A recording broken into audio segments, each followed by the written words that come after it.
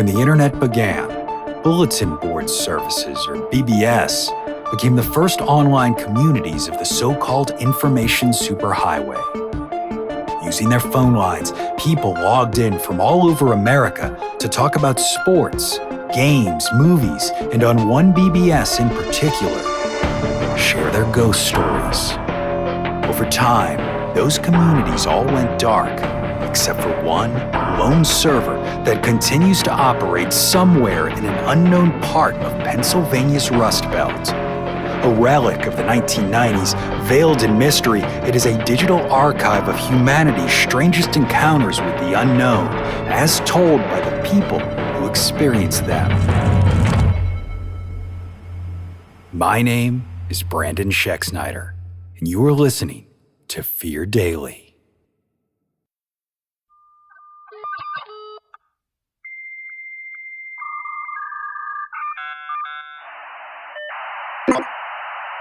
Subject, from below. User, B33PZ1. Posted, January 2nd, 1999.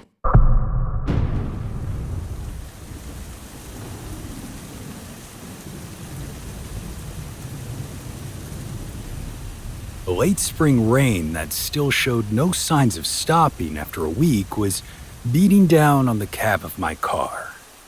Inside, the windows had long since fogged up, and I had to keep pulling a jacket sleeve down over my palm to wipe a viewing hole. The old man who had called me here, Hamish Grady, was already 30 minutes late. Whether their business was corn, soybeans, or cattle, when it came to appointments, men who made their living from the land are, as a rule, either scrupulously on time or hopelessly late. Blame it on a line of work that has a million small processes, most of which can go disastrously wrong at a moment's notice. If you're hung up on punctuality, the country is the wrong place for you. If, on the other hand, you've got the ability to pivot and don't mind mud or blood, there's money to be made. Especially when someone is out there mutilating the very cattle people like Mr. Grady depend on for their livelihood. Through the clammy, circular hole in the windshield, I could see the pasture where his cows usually pass their days. At the moment, it was empty, save for a single animal laying down in the muddy grass. It wasn't moving, and I had to assume it was why I'd been called here. Still, my rule was always to wait for the farmer to show before beginning my investigation. Another thing about people who live off the land is that they're very protective of it. Showing deference to that sense of ownership is how you stay on their good side. Next to the pasture was a solidly built barn, one large door open, and inside I could just barely see the shuffling of hooves. The rest of the herd had gone in. Whether it was to get out of the rain or to avoid the thing I'd come here to find was up in the air. 10 minutes later, the rain had, if anything, intensified. I was beginning to dread getting out of the truck when I heard two long beeps of a horn, followed by headlights appearing on the horizon. When it drew closer, I could see the vehicle was a gray and red F-250 driven by a heavy-set, hard-faced man in a blue work shirt. Grady parked in a part of the yard not ankle-deep in rainwater and hopped out. His shirt was streaked with grease and he looked tired. Holding a hand up over his eyes to shield them from the rain, he gave a quick wave, then jerked his thumb toward the empty pasture. I'd been right. What looked like a resting animal was in fact long dead, though the full extent of the damage only revealed itself upon closer inspection. As I expected, its eyes and anus had been removed with clinical precision. rolling it over onto its side confirmed everything else. Its internal organs were gone too, neatly excised from the surrounding tissue, itself blanched near white by exsanguination. Not a drop of the missing blood stained the ground anywhere near the slaughtered dairy cow. "How many has this happened to?" I asked the farmer, raising my voice to be heard over the rain. "Just the one. I found her at dawn and called you as soon as I could. James Miller has the farm next over. He's had 4 just like this. I can't afford that." 4? Couldn't keep the surprise off my face. "What has he done about it?" Grady shook his head ruefully, as if this wasn't the first time he'd been asked the question. "Built a fence, electric. He thinks it's coyotes and won't listen to anyone trying to tell him different." Farmer shuffled from one foot to the other, seemingly oblivious to the pull of the muck beneath us. He's not from here. Came from back east with money and bought his way in when Lorne Anderson went under in '89. Thinks that money'll solve every problem comes his way. Man doesn't even have enough sense to bring guts to a bear. It was a common story. The '80s had taken a lot of family-owned farms off the map, miring them so deeply in debt, their only recourse was to sell what they could and move on. Smaller operators bought up what they could, but most of them were only hanging on by their fingernails as it was. What tended to happen was hobby farmers like this Miller bought up parcels here and there, with the big boys taking the rest and staffing them with the cheapest labor they could find. The American heartland was being hollowed out like the cow in front of us. I couldn't do jack shit about that, of course. What I could do was make it so this was the only loss suffered by Grady's herd. I looked back up at the farmer. "Speaking of money, Mr. Grady." With a grunt, he reached deep into the pocket of his weathered blue jeans and pulled out a wad of bills. The thing about the Industrial Revolution is that it began this series of quantum leaps in technological development which, while great, made us think we were a hell of a lot smarter than we actually were. The natural world was, to us, a static canvas upon which we would build our drive-through burger joints and porno theaters. We were certain that anything that could be discovered had been. Everything else was an iteration of known phenomena. There was no room for gray areas. Magic was merely a sleight of hand trick, nightmares simply a function of the brain in distress. This mentality left us with a blind spot which still exists to this day, a huge gap in our defenses against the natural world. That gap is my home. And when people like Hamish Grady run into problems like having their cattle mutilated by apparently invisible forces, it's my phone that rings. Hours had passed. The rain hadn't let up one bit, and may even have been coming down harder.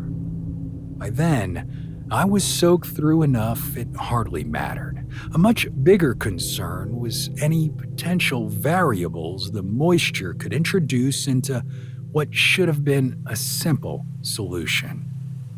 The remaining herd had been shut up in their barn. Every exterior light on that structure and the milking barn next to it had been extinguished. The pasture was pitch black, although to me it glowed a bright green. I was posted up on a fence post, feet safely off the ground, night vision goggles strapped tightly to my head. 20 feet in front of me, glowing with heat, was a strange sight for anyone not used to my line of work. A pig carcass purchased from my regular supplier, a farm near the county line. From that same place, I bought a few gallons of offal, which was infused with 2 pounds of sea salt and boiled. Once the mixture was piping hot and the sun had gone down, it was poured into a stomach casing until it bulged itself, then quickly sewn into the carcass alongside a beater, one of my own little inventions. A beater essentially is a small piece of disposable electronics which crudely mimics a heartbeat. It wouldn't fool a cardiologist, but I wasn't trying to convince one of them to drain a dead pig's blood. Grady had demanded to watch the process. Over my protests, it wasn't that I had anything against the man who was level-headed and attentive. It was just that there was an element of danger to what was about to happen. Having to think for two could be fatal for both of us. When I realized he wasn't going to let up, I reluctantly agreed, on the condition that he stay on one of the fence posts. No matter what he saw or heard, I said, he wasn't to step on the ground again until I gave the all clear. He'd agreed to the terms. All I could do was hope for the best. Our window of opportunity was exactly as long as it took the boiled guts to cool, so maybe 90 minutes once they'd been poured. It didn't take half that long. Even over the rain's steady tattoo, I could hear it coming, a queasy bubbling like someone blowing into oil through a straw. I scanned the pasture looking for movement. Several minutes passed until I saw it, hidden in the muddy slush, something that looked like bunched pustules rolling under a black skin. That is, until one by one, the pustules opened to reveal whiteness like eyes. Blinking sharply, the fizzing carpet bubbled and rolled through the mire toward its next meal. Several feet away from the bait, it disappeared back underground. 30 seconds later, the dead pig rose up slightly from the earth, and I again saw my quarry. The oily sound was louder than before, a viscous roiling as more of the black creature oozed up from the earth. Sickly white carbuncles were now blinking into the driving rain. They looked like eyes, but I knew from experience that these creatures hunted through the vibration of the earth. What I was seeing through my night vision goggles were hundreds of tiny mouths preparing to leach their way into the belly of what they thought was a living animal. Idly, I wondered how much of this Grady was seeing.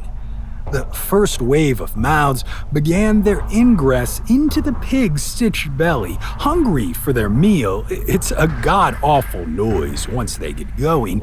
Imagine the wet sound of a fiercely nursing child without any of the tenderness that image may imply, multiplied to a fiendish degree until it bursts its way through the belly of its prey and truly begins to feed.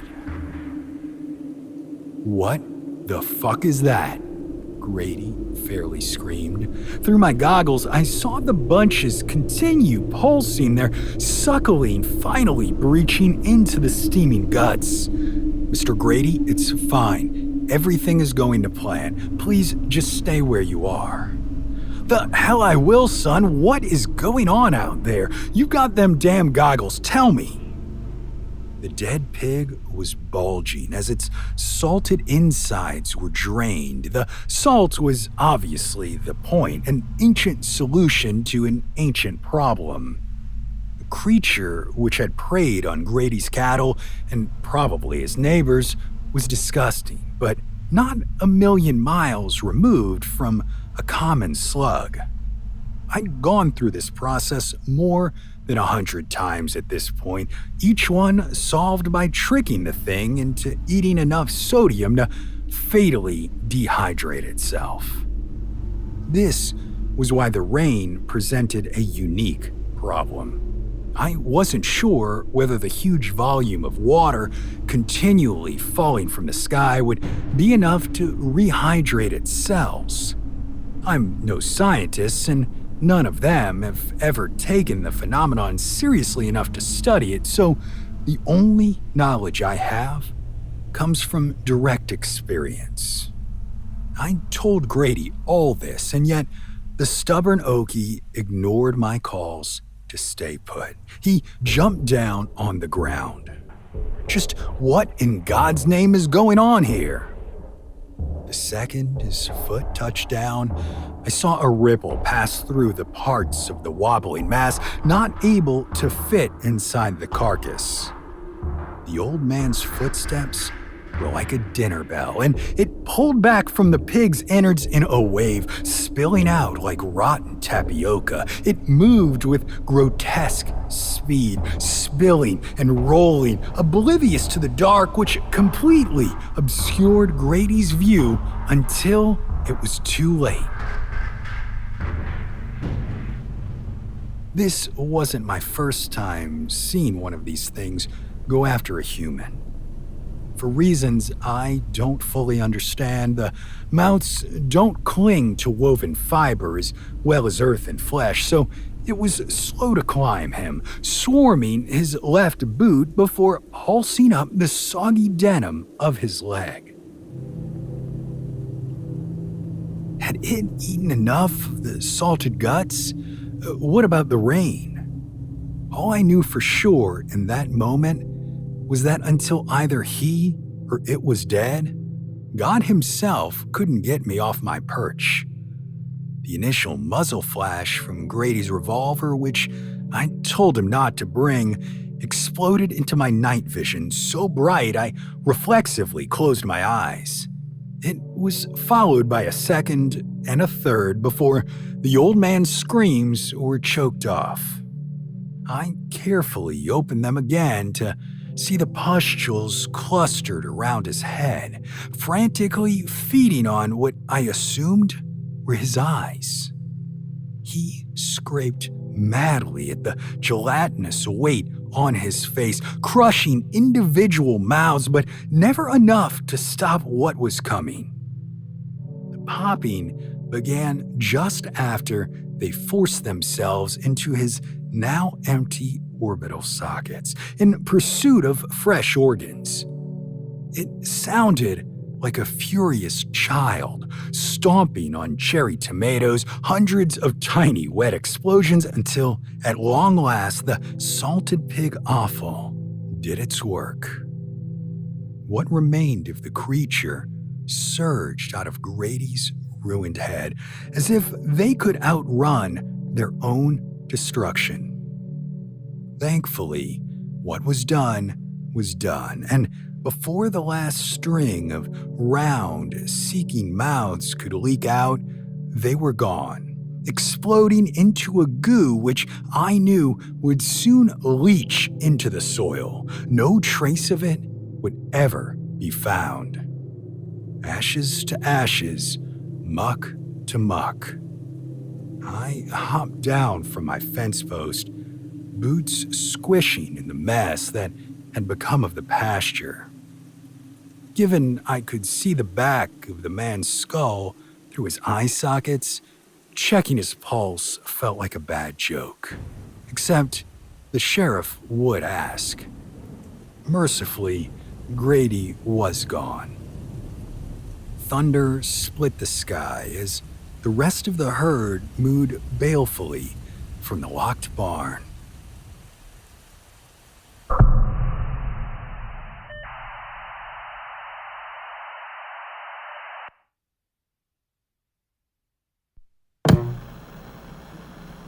Subject 4. User 15 ETZanon. Posted June 14th, 1996.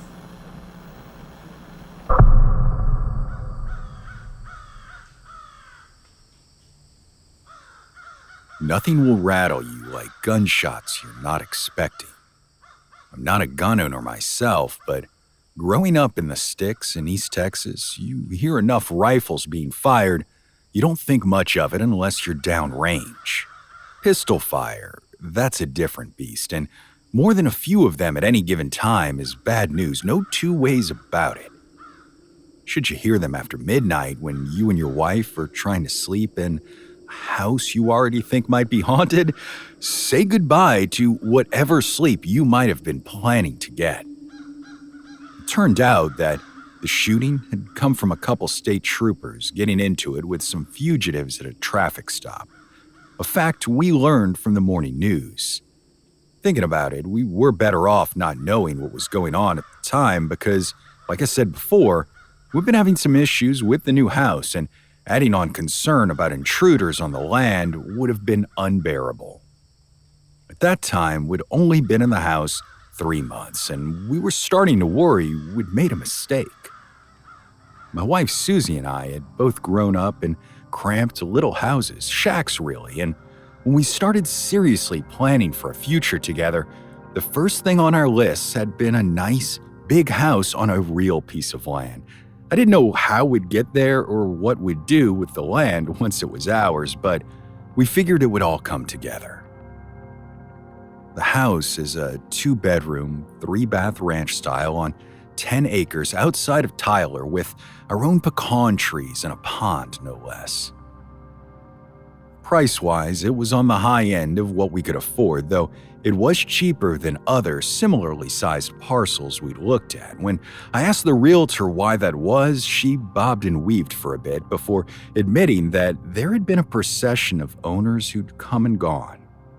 She pointed to the odd, slightly ramshackle construction of the house itself, which you can clearly tell began life as a single-room cabin that was built onto over the years. If I had to guess, the room we've adopted as our bedroom room was the original structure, with all the additions piled on from there. Again, at the time, it was a good enough explanation, even though I'm now sure it was a damned lie. Susie and I can't have kids. We wanted them, but that's the hand God dealt us.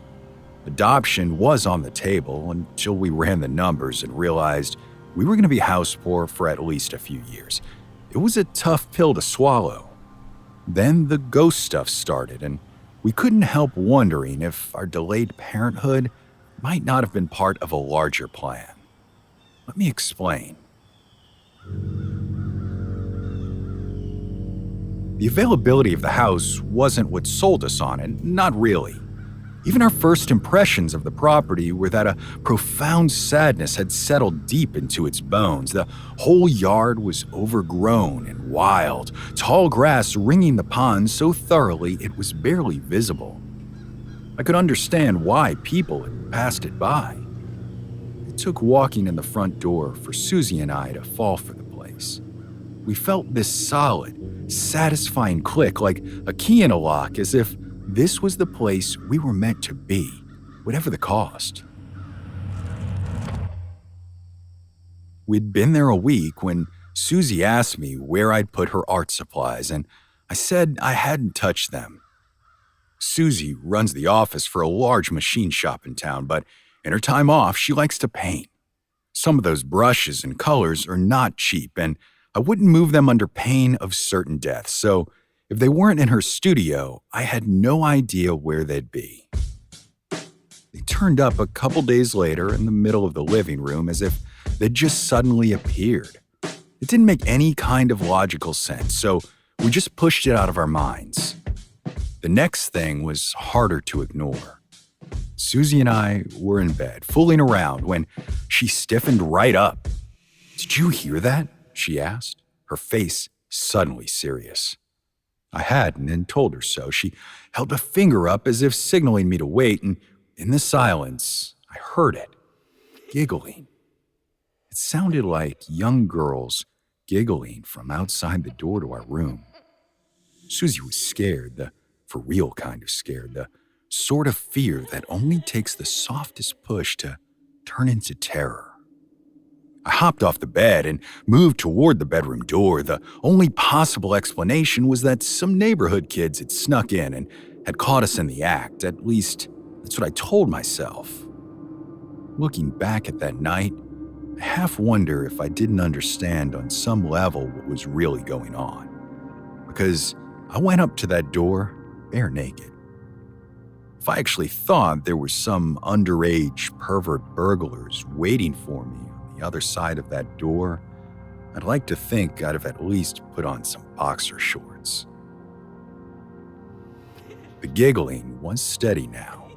Susie had pulled the covers up around her neck, hissing at me to be careful.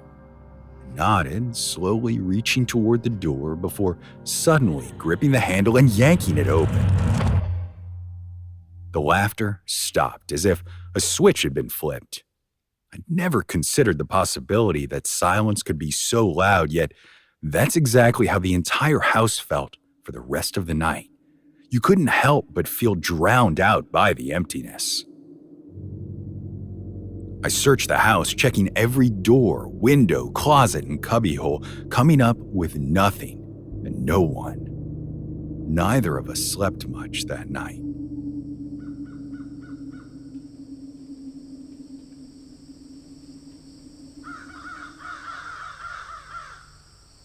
Corralling all the overgrowth in the backyard took near a month of Sundays.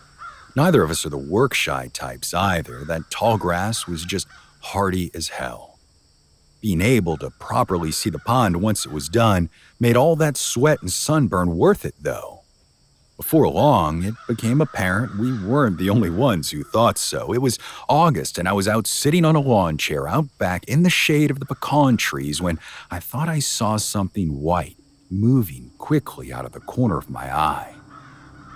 When I turned to look, nothing was there, but then it kept repeating, each time disappearing when I looked straight at it. I decided to avoid turning and try to see as much as I could out of the corner of my eye. The flashes continued, brief flickers seeming to grow closer the more I pretended to ignore them. Finally, the flashes coalesced into something I could vaguely see. A single, solitary image, one of a young girl in a plain white dress, her long brown hair cascading down around her shoulders. Having seen it, I couldn't help looking, and as soon as I did, she was gone. There hadn't been any feeling of malice to the experience, so I raised my beer in the direction of where she'd been standing. In retrospect, my intention to avoid telling Susie about the sightings was laughable. Something was clearly making itself known to us, even if we didn't understand what or why. More sounds followed, always after dark, sweeping, clicking, running feet, and because we had no context for any of it, it would keep us up, sometimes till sunrise. Then, in October, we were startled out of bed by the traffic stop gunshots, and it all came together. We both leapt out of bed, heading to the nearest window to try and see where the shots were coming from. In the excitement, I stubbed my toe hard on the baseboard and felt a flare of pain so intense I completely missed the wood's dry snap. It was Susie who noticed it the following morning. "Hey, hon, you see this?" She gestured toward the broken board. I shook my head. "Nah, but I bet that's from me hitting it last night." She poked at the break. "Should be easy enough to fix." "For me to fix, you mean?" She chuckled. "You broke it, you buy it, slick." The wood floor creaked underneath me as I walked toward the bathroom. I was about to close the door behind me when Susie called my name. "Roman, there's something in here." "In where?" I called back. "The baseboard, come take a look." I sauntered back into the bedroom. Susie was still kneeling down, but the baseboard was now pulled back, exposing a small hidey hole she had fully stuck her hand into. "You're gonna get yourself bit, my love." "By what?" I shrugged. "I don't know, whatever lives in walls." She responded by sticking her hand further in, a look of concentration on her face. "I've got it." "Got what?" Susie pulled her hand out, and I could see she was holding a small case, maybe half the size of a cigar box. It was made of a light-colored wood, pecan, I'd wager, and looked to be light. She stood and placed the box on her comforter. There were no hinges anywhere on the case, but a thin lip ran around the outside. Susie slipped her fingers into that groove and gently pulled. With a soft pop, the top of the case slid upward. I leaned over her just in time to see the lid pull away completely, revealing what looked like two pieces of paper so old it bordered on ancient. Susie rubbed her chin thoughtfully before saying, "This better be a treasure map." I smiled and kissed her neck. "There's only one way to find out." She shrugged. "I guess so. It's so old, though. If it falls apart, it's your fault, okay?" "That's fair. You're absolved. Come on, open it." Susie reached in and carefully extracted and folded sheets so far past yellow they were in the process of turning brown. Bits of the paper crumbled at her touch, no matter how slowly she moved, until finally they were laid out on the bed in front of us. There were two of them. The top sheet was text, the bottom was a sketch, charcoal from the look of it. Susie read the words first, and I felt her shaking against me, tiny sobs. The first page fell down to the bed, leaving the charcoal in full view. It was surprisingly good considering the bluntness of the material and the age of the paper. The drawing depicted three young girls of different ages holding hands. Each of them wore a white dress, the long brown hair tumbling down around their shoulders. The same feeling that had convinced us to buy the house, the inevitability of fate tumbling into place, settled down inside of me. I knew what to expect before even reading the paper. Why two childless lovers had come to this empty place. It had children of its own who needed love. It was impossible to say how long they'd been alone, unable to connect their hearts to those of the owners who'd come before us. I held Susie close and picked up the first page. Reading it, I understood at last there had never been any reason to be afraid of the things happening in our home.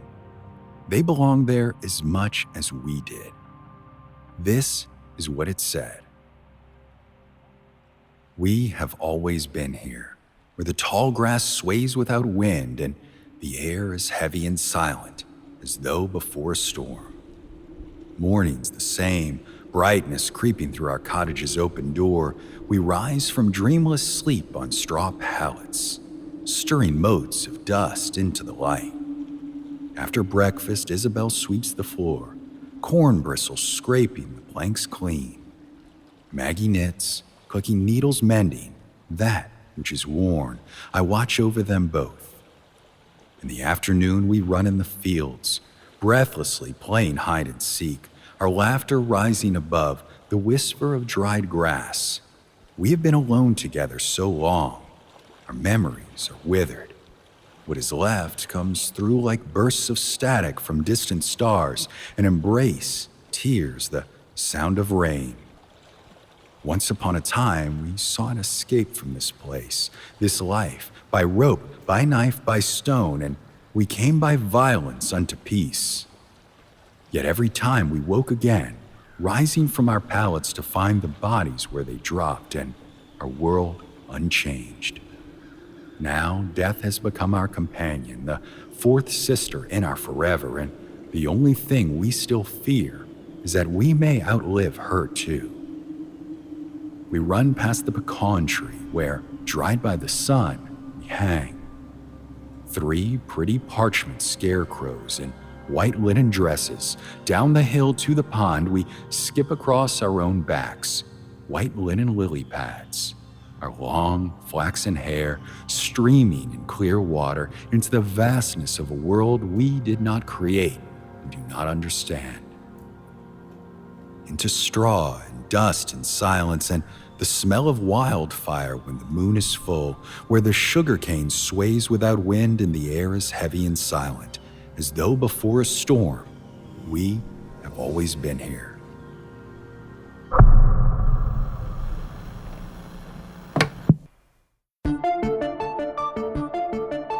Fear Daily is an independent podcast hosted by Brandon Schexnayder and written by Brennan Storr, with Joanna Smith serving as the consulting editor, audio production by Rachel Boyd, and sound design by Southern Gothic Media. This podcast is a work of fiction. Names, characters, places, and incidents are either products of the author's imagination or are used fictitiously. Any resemblance to actual persons, living or dead, or to real events or locations, is entirely coincidental. Ad-free versions of Fear Daily are available now on your favorite podcast apps. For more information, visit feardaily.com. But move fast, before the server goes offline.